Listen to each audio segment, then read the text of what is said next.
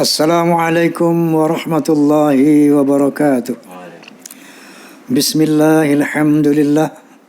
Nahmaduhu wa nasta'inuhu wa nastaghfiruh. Wa na'udzu billahi min syururi anfusina wa min sayyiati a'malina. May yahdihillahu fala mudilla lahu wa may yudlil fala hadiya lahu. Asyhadu an la ilaha illallah wahdahu la syarika lahu. وأشهد أن سيدنا ونبينا محمدا عبده ورسوله لا نبي بعده اللهم فصل وسلم وبارك على سيدنا محمد وعلى آله وصحبه ومن والاه أما بعد.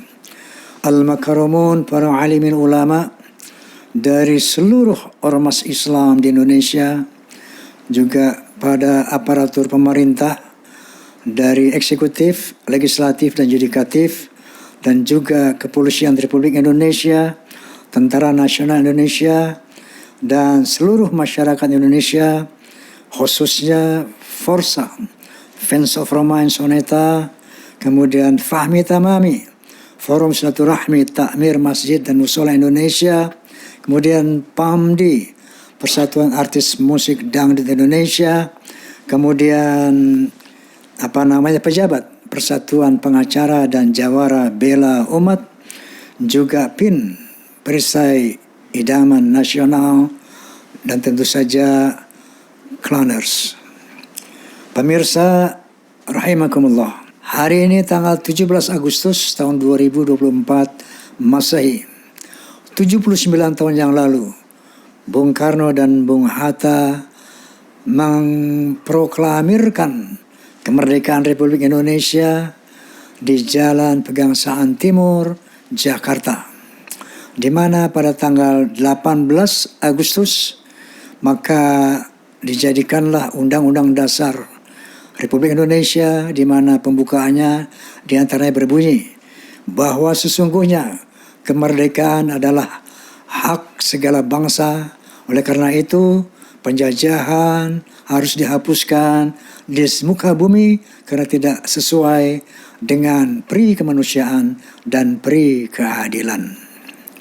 Bahwa kemerdekaan Indonesia tidak percuma kita capai.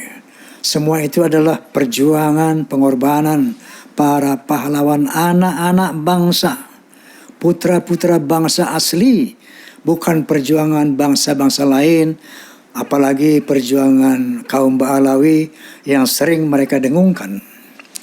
Bahwa kita mengenal di Aceh Cut Nyadin, Tengku Ciditiro, Panglima Polim. Kemudian di Sumatera Barat kita mengenal Imam Bonjol. Kemudian di Jawa kita mengenal Pangeran Diponegoro. Kemudian di Banten Sultan Pangeran Hasanuddin, di Jakarta kemudian Pangeran Jayakarta, dan di Kalimantan, di Sulawesi, semuanya adalah ulama-ulama pejuang yang berjuang mengorbankan darah dan nyawa demi kemerdekaan Indonesia yang kita nikmati saat ini. Setelah kemerdekaan yang diproklamirkan oleh Bung Hatta dan Bung Karno, tak lama kemudian kembali penjajah Belanda dan Inggris datang ke Jakarta untuk kembali menjajah. Maka Hadratus Syekh Kiai Haji Hashim Asy'ari mengeluarkan fatwa resolusi jihad.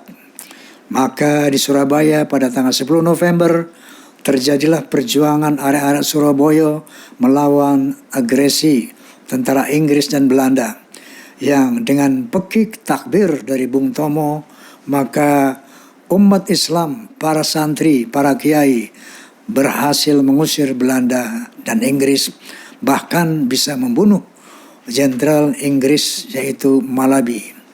Kemudian di Jawa Barat terjadi Bandung Lautan Api. Dan di Tasikmalaya terjadi suatu pertempuran yang dahsyat yang dipimpin oleh Kapten Raden Burjah Anggawirya, yang kemudian berhasil menghancurkan tank Dingo Belanda, di mana hal ini diabadikan dalam sejarah bangsa Belanda. Sebagai saksi daripada Kapten Raden Burdah adalah anak buahnya, yaitu Mayor Jenderal Haji Marzuki Edi Nalapraya, yang alhamdulillah sampai saat ini beliau masih ada. Coba kita lihat ini, ada apanya? Foto waktu tank bingo ini yang rusak ini. Nah, terus ini Mayor Haryadi dengan tank yang sudah diperbaiki. Nah, demikianlah perjuangan para anak-anak asli bangsa Indonesia dalam merebut kemerdekaan. Oleh karena itu, kita generasi sekarang wajib mensyukuri, berterima kasih atas jasa-jasa para beliau pejuang kita. Pertama, dengan membacakan doa agar para pahlawan nasional diberikan pahala yang besar, diterima amal ibadahnya, diampuni segala dosa-dosanya, dan ditempatkan sebagai para mujahid, para syahid di sisi Allah Subhanahu wa ta'ala. Kita mengisi kemerdekaan tentunya dengan melaksanakan apa yang menjadi cita-cita bangsa Indonesia, yaitu ketuhanan yang Maha Esa, kemanusiaan yang adil dan beradab, persatuan Indonesia, kerakyatan yang dipimpin oleh hikmah, kebijaksanaan dalam permusyawaratan perwakilan, dan keadilan sosial bagi seluruh rakyat Indonesia. Inilah tugas generasi sekarang dalam rangka mengisi kemerdekaan yang telah dianugerahkan oleh para pejuang-pejuang anak bangsa sendiri. Adapun mengenai polemik nasab, podcast Bisikan Roma telah merajut berbagai sumber dari polemik ini, mulai dari Guru Gembul, kemudian dari Kiai Haji Maduddin yang berbicara tentang nasab, sejarah nasab. Kemudian ada Gus Romel sebagai pembanding dari Rabithah Alawiyah. Kemudian ada juga Dr. Sugeng Sugiharto sebagai ahli DNA. Kemudian ada juga Profesor Menahem Ali sebagai ahli filologi. Dari sana ditetapkanlah oleh Kiai Haji Maduddin bahwa Ubaidillah sebagai keturunan Nabi dari Ahmad bin Isa tidak terkonfirmasi sebagai tokoh yang eksis selama 550 tahun. Kemudian dari sisi filologi, menurut Profesor Menahem Ali, bahwa kaum Ba'alawi mustahil sebagai orang Arab. Tapi kaum Ba'alawi adalah dari Kaukasus menurut ilmu sejarah. Dan menurut ilmu DNA, pakar DNA Dr. Sugeng Sugiharto menyatakan bahwa secara DNA mustahil kaum Ba'alawi adalah keturunan Nabi Muhammad sallallahu alaihi wasallam. Allah Subhanahu wa taala berfirman bahwa al-yauma akmaltu lakum dinakum. Hari ini aku sempurnakan agamamu. Dalam ayat yang lain Allah Subhanahu wa taala berfirman, "Ma faratna fil kitabi min syai'." Tidak ada yang aku tinggalkan, tidak ada yang aku lupakan dalam Al-Qur'anul Karim. Semuanya lengkap, berbagai aspek kehidupan manusia tertuang di dalam Al-Quranul Karim. Bahkan seorang sosiolog Profesor Dr. Arnold Toynbee setelah membaca Al-Quran, beliau berkomentar, Islam is not only a religion, but it also a way of life and a whole civilization. Islam bukan sekedar agama, tapi ternyata way of life, bimbingan hidup, and a whole civilization, dan sebuah peradaban yang lengkap. Allah Subhanahu wa taala berfirman, A'udzu billahi minasyaitonir rajim. Bismillahirrahmanirrahim. Ya ayyuhalladzina amanu atti'ullaha wa atti'ur rasul wa ulil amri minkum. fa in tanazza'tum fi syai' farudduhu ila Allah wa rasul in kuntum tu'minuna billahi wal yawmil akhir. Dzalika khairu wa ahsanu ta'wila. Artinya, wahai orang-orang beriman, taatilah Allah, taatilah Rasul dan pemimpin-pemimpin kalian. Apabila terdapat perselisihan antara kalian, maka kembalikanlah kepada Allah dan Rasul-Nya. Itu hal yang baik dan itu adalah jalan keluar yang terbaik untuk kalian. Nah, oleh karena itu mengenai polemik nasab, kita harus kembalikan kepada Al-Quran wal Hadis. Baik, apa yang menjadi perdebatan dari polemik ini? Pertama, mengenai Ahlul Bait. Mari kita lihat dalam Al-Quranul Karim, siapakah Ahlul Bait itu? Apakah arti dari Ahlul Bait? Ahlul Bait secara bahasa, secara lugah, Ahlu al-Bait, ahli rumah, artinya penduduk rumah, penghuni rumah. Ahlul Bait adalah orang-orang yang ada dalam rumah. Dalam ini tentunya rumah Rasulullah Sallallahu Alaihi Wasallam. Itu secara harfiah. Lalu Al-Quranul Karim berbicara. Ternyata Ahlul Bait dalam surat Al-Ahzab 28-33 yang dimaksud Ahlul Bait adalah istri-istri Nabi Sallallahu Alaihi Wasallam. Sebagaimana firman Allah Subhanahu Wa Taala, Ya ayuhan Nabi, qul li azwajika in kuntunna turidna al-hayata dunya wa zinataha fata'alayna wa umatti'akunna wa sarihkunna sarahan jamila. Katakan ya Nabi kepada istri-istri kamu, seandainya kamu menginginkan dunia dan perhiasannya, fata'alayna, kemarilah. Umatti'akunna, aku berikan kamu hadiah. Wa usarihkunna, dan aku ceraikan kamu. Sarahan jamila, dengan cara bercerai yang baik. Wa in kuntunna turidna Allah wa Rasul wa darul akhirah fa inna Allah ada lil muhsinati minkunna ajran azima.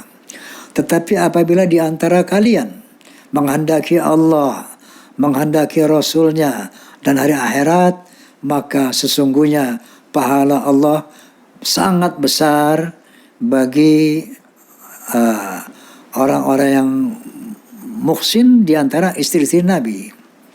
Nah, jadi dari dua ayat ini kita melihat bahwa Allah memerintahkan kepada Nabi Muhammad, kepada istri-istrinya, kalau mereka menginginkan dunia dan isinya, diperintahkan diceraikan oleh Allah. Tetapi kalau mereka menginginkan Allah dan Rasulnya, maka Allah akan memberikan pahala. Artinya orientasi keluarga Nabi, istri-istri Nabi adalah harus mencari ridha Allah, bukan dunia. Lalu ayat berikutnya Allah SWT berfirman, Ya nisa'an Nabi, may ya'ti minkunna bifahishatin mubayyinatin yudha'af lahal 'adzabu dhi'fain. Wahai istri-istri Nabi, kalau ada di antara kamu datang dengan kefasikan yang nyata, maka azabnya 2 kali lipat. Artinya kalau istri-istri Nabi itu berbuat kefasikan, azabnya 2 kali lipat. Tapi sebaliknya,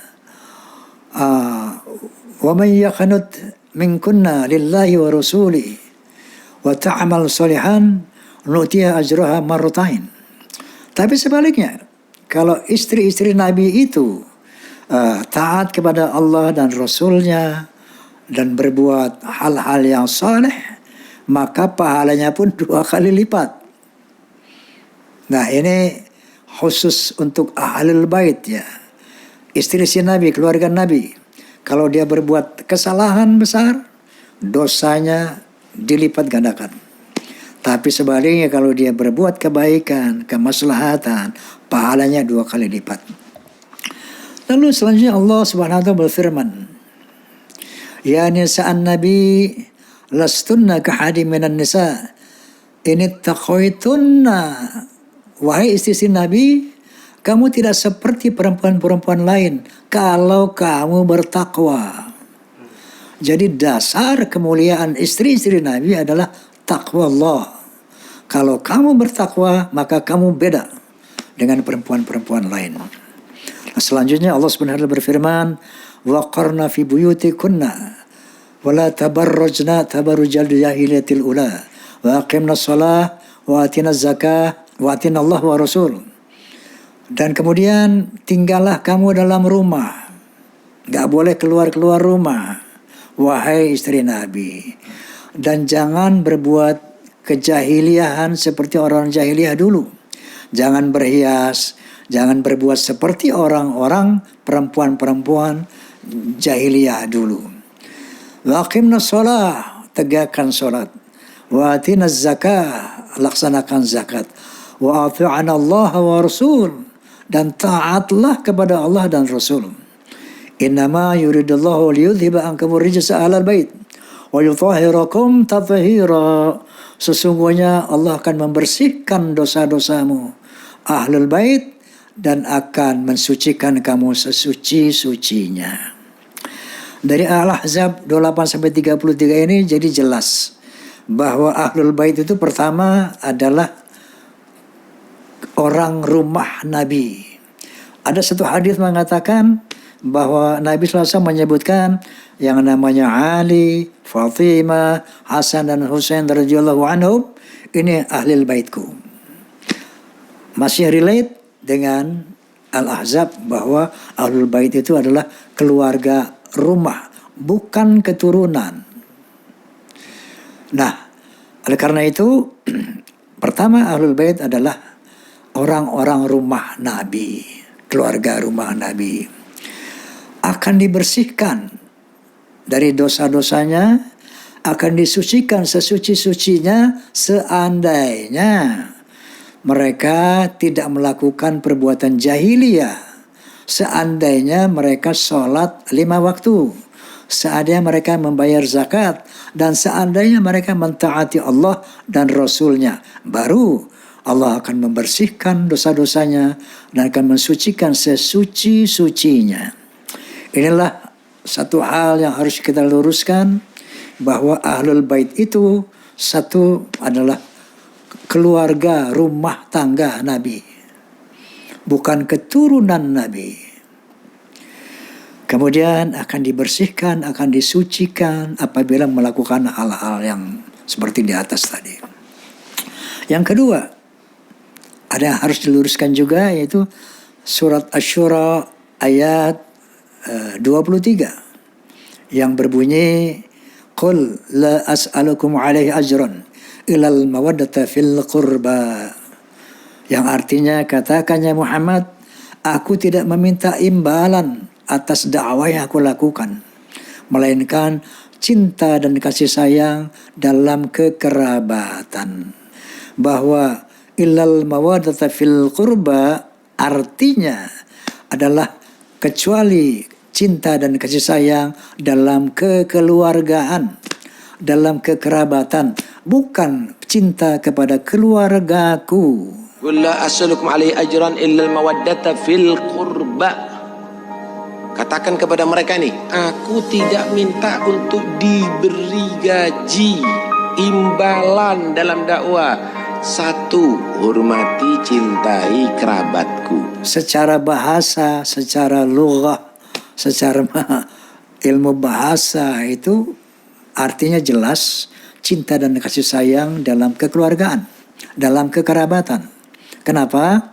Karena asbabun nuzul daripada ayat ini adalah ketika Rasulullah SAW bersama para sahabat hijrah ke Madinah.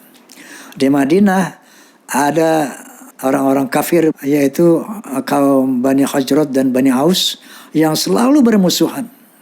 Mereka orang-orang bukan beriman. Tapi dengan dakwah Nabi Muhammad SAW, mereka menjadi orang-orang beriman dan orang-orang yang bersaudara, bersahabat, tidak lagi perang.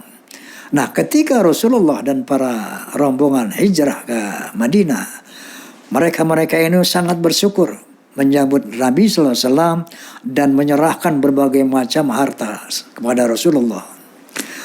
Turunlah ayat ini, qul la as'alukum alaihi ajran. Katakannya Muhammad, aku tidak minta imbalan atas dakwahku sehingga kalian menjadi beriman, kira-kira begitu. Tetapi cinta dan kasih sayang di dalam kekerabatan, kekeluargaan. Muhajirin sama Ansor, jalinlah cinta dan kasih sayang antara keluarga-keluarga Bani Arab, Quraisy dan orang-orang Hajrat dan Aus. Jalinlah cinta dan kasih sayang, kekeluargaan. Jadi bukan cinta dan kasih sayang untuk keluargaku. Islam adalah agama yang adil. Nabi Muhammad SAW adalah pemimpin yang demokratis, bukan pemimpin yang nepotisme. Aku berjuang atas perintah Allah Subhanahu wa taala. Lalu Nabi tidak minta imbalan untuk mencintai keluargaku, tidak. Kalau ada satu hadis yang mengatakan cintailah keluargaku, benar. Tapi jangan sandarkan ini kepada Asy-Syura ayat 23. Karena Asy-Syura ayat 23 bukan berarti perintah mencintai keluarga Nabi. Nah, ini yang harus diluruskan. Bahwa kalau kita diperintah mencintai keluarga Nabi, pasti dalam rangka menjaga kesucian Rasulullah SAW, kita harus tahu yang mana keturunan Nabi itu. Pasti kita diperintahkan untuk mencintai keturunan Nabi. Oleh karena itu, kita umat Islam harus tahu yang mana keturunan Nabi. Karena keturunan Rasulullah SAW ini banyak tersebar di seluruh dunia. Bahkan yang mengaku-ngaku turunan Nabi pun gak kurang-kurang di dunia ini. Oleh karena itu, demi sekali lagi kesucian Rasulullah SAW, kita harus betul-betul mengetahui secara ilmiah, secara Quran wal hadis, siapa keturunan Nabi yang memang harus kita hormati, harus kita cintai. Nah, banyak kita dengar akhir-akhir ini satu hadis yang dilontarkan oleh teman-teman dari Ba'alawi. Satu hadis yang berbunyi, qala Nabi sallallahu alaihi wasallam, taraktu fikum amrain ma in tamassaktu bihima lan tadillu abada. Kitaballah wa dzurriyyati, atau kitaballah wa ahli. Aku tinggalkan kepadamu dua hal, kata Nabi, yang apabila kamu berpegang kepadanya, maka kamu tidak akan tersesat. Menurut mereka, kitaballah dan zuriyah Nabi, kitabullah dan turunan Nabi. Sementara ada hadis lain yang sahih yang mengatakan taraktu fikum amrain ma in tamassaktum bihima la tadillu abada, kitaballah wa sunnati, atau kitaballah wa sunnata rasulih. Aku tinggalkan kepadamu dua hal yang apabila kamu berpegang kepada keduanya kamu tidak akan tersesat selamanya. Pertama kitaballah, yang kedua adalah sunnah Nabi, entah itu sunnah qauliyah, sunnah fi'aliyah, atau sunnah takririyah. Dari dua hadis ini, kira-kira yang mana yang logis, yang benar?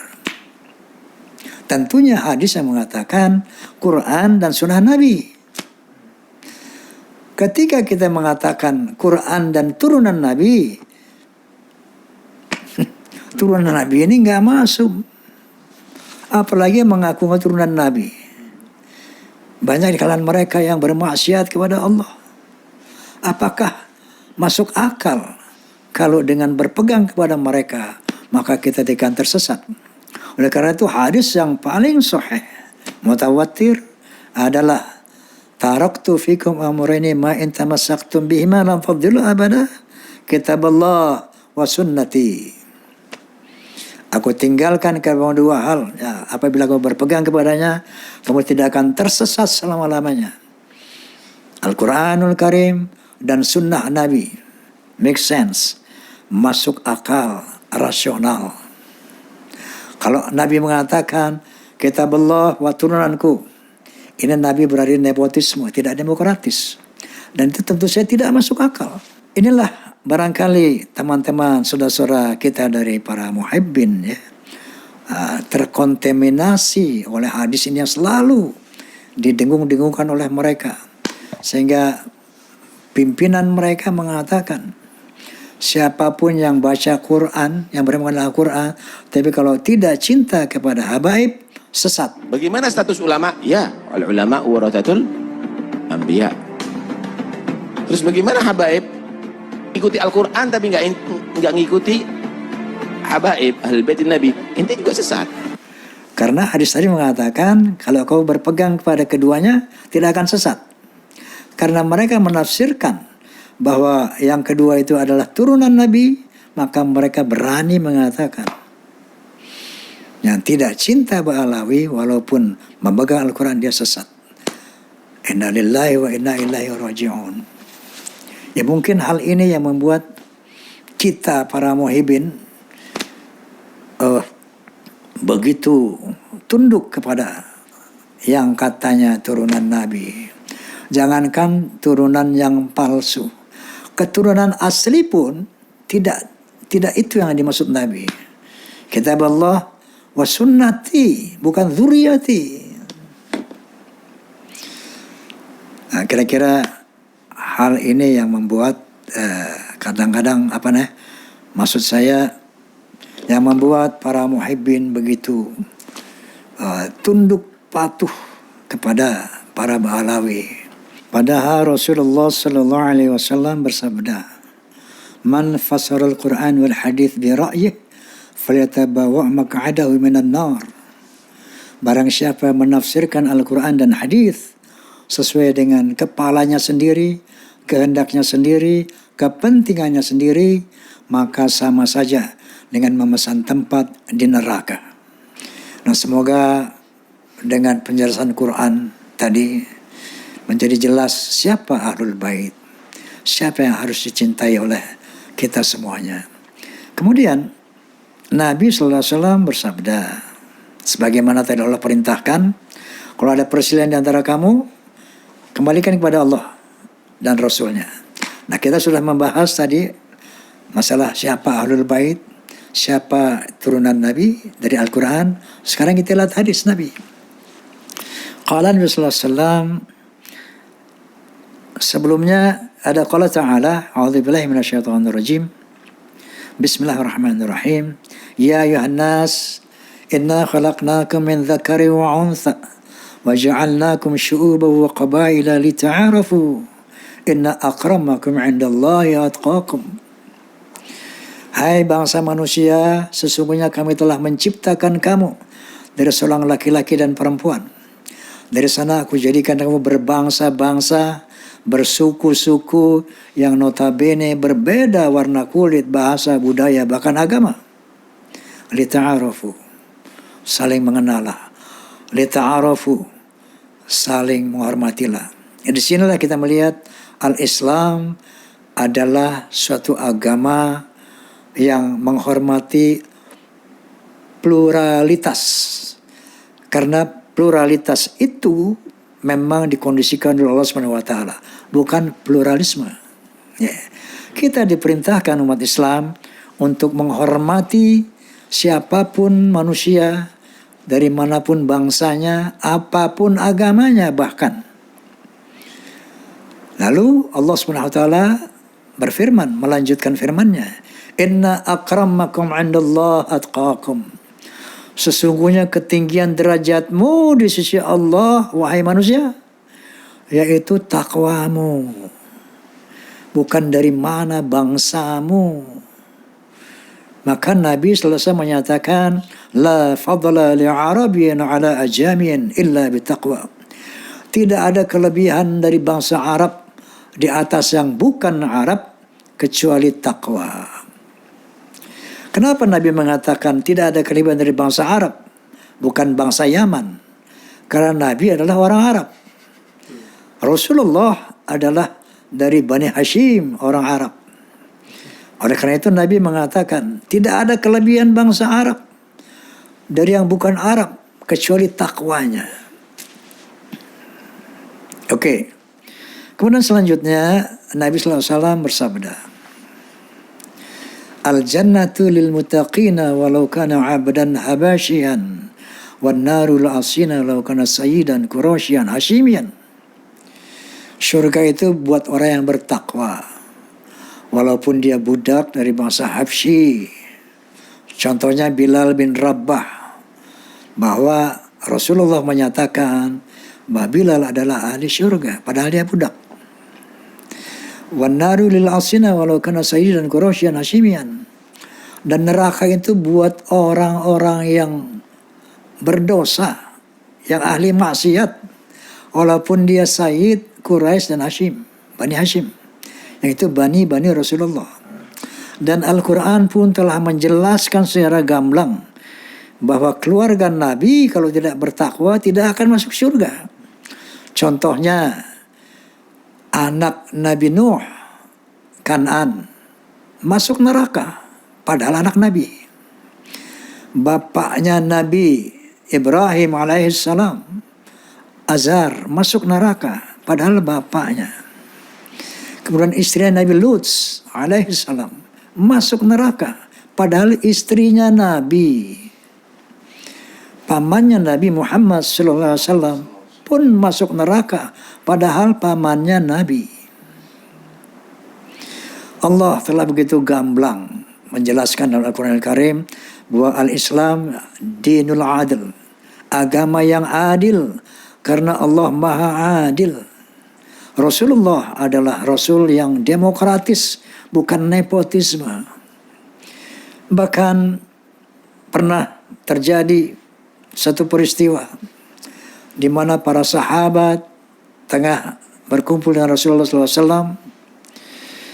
Lalu Nabi mengatakan SAW, aku rindu kepada saudara-saudaraku. Para sahabat bertanya, ya Rasulullah, bukankah kami saudara-saudaramu? Kalian adalah sahabatku. Lalu siapa saudaramu? Qala Nabi SAW, Tuba liman ra'ani fa'amana bi. Thumma tuba, thumma tuba, thumma tuba liman lam yarani fa'amana bi. Atau kama qala Rasulullah sallallahu alaihi wasallam. Beruntung orang yang bertemu aku, dia beriman kepadaku. Seperti para sahabat misalnya. Tapi lebih beruntung 3 kali Nabi menyebut. Orang-orang yang tidak ketemu aku, nggak pernah bertemu aku, tapi dia beriman kepadaku. Contohnya kita ini sekarang. Kita tidak pernah ketemu Nabi. Kita tidak pernah berjumpa dengan Nabi SAW. Tapi kalau kita mengimani Nabi SAW, maka kata Nabi, itulah saudara-saudaranya Nabi Sallallahu Alaihi Wasallam. Sama sekali Nabi tidak pernah mengutamakan zuriyahnya, keturunannya. Tidak pernah. Bahkan ketika beliau mau meninggal dunia, yang diseru bukan ya zuriyati. Tidak. Ya ummati, ya ummati, ya ummati, umatnya yang dipanggil. Wa qala Nabi sallallahu alaihi wasallam, "Law anna Fatimah binta Muhammadin saraqat laqata'tu yadaha." Seandainya Fatimah binti Muhammad mencuri, aku potong tangannya. Inilah kepemimpinan Rasulullah yang begitu demokratis, tidak nepotis. Begitulah Islam, agama yang lurus, yang adil. Inna akramakum indallah atqakum. Dari bangsa manapun, dari turunan siapapun, kalau kamu bertakwa, kamulah yang mulia. Dibandingkan apabila kamu keturunan Nabi, tapi tidak bertakwa, kamu akan lebih rendah daripada budak-budak dari bangsa Habsyi yang bertakwa. Nah, itulah siapa Ahlul Bait. Bagaimana kita harus mencintai keturunan Nabi. Nah, kemudian dengan adanya polemik ini, maka saya akan mengatakan bahwa mulai saat ini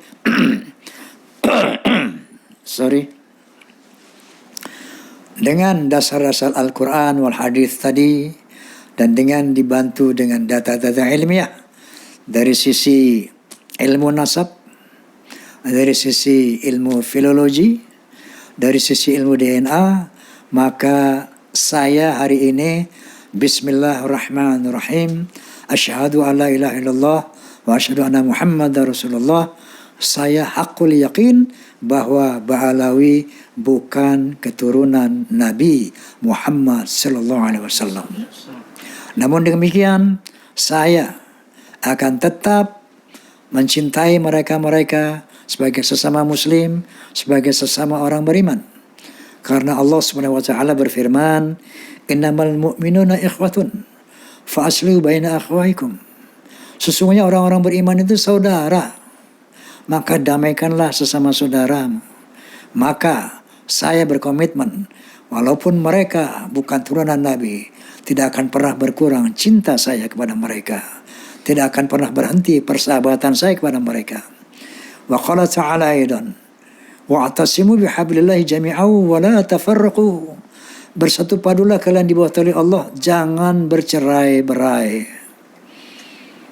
Jadi pernyataan sikap saya ini juga akan saya tunjukkan bahwa saya tidak akan melakukan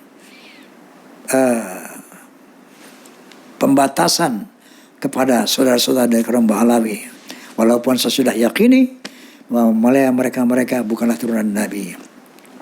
Oleh karena itu, untuk membedakan turunan Nabi dan bukan, maka mulai hari ini pula saya akan memanggil sahabat-sahabat saya dari Ba'alawi bukan lagi Habib, tetapi kalau mereka berilmu akan saya panggil Al-Mukarram wal-Mukhtaram Ustadz Rizik Syihab, Al-Mukarram wal-Mukhtaram Ustadz Taufik Assegaf, dan seterusnya.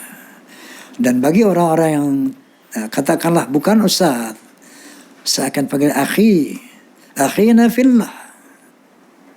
Kira-kira demikian pernyataan saya. Semoga Allah Subhanahu wa taala meridhoi dan meluruskan apa yang saya nyatakan. Last but not least, kepada Al-Ustadz Muhammad Rizik Syihab dan lain-lain dari Ba'alawi, saya mohon dimaafkan lahir dan batin apabila selama ini ada ucapan-ucapan saya yang kurang berkenan, yang barangkali menyinggung perasaan antum semuanya. Maafkan saya, dan sebaliknya pintu maaf saya sangat terbuka untuk semua kaum Ba'alawi. Demikian, wallahul muwaffiq ila aqwamit thoriq, billahi taufiq wal hidayah. Tsumma assalamu alaikum warahmatullahi wabarakatuh.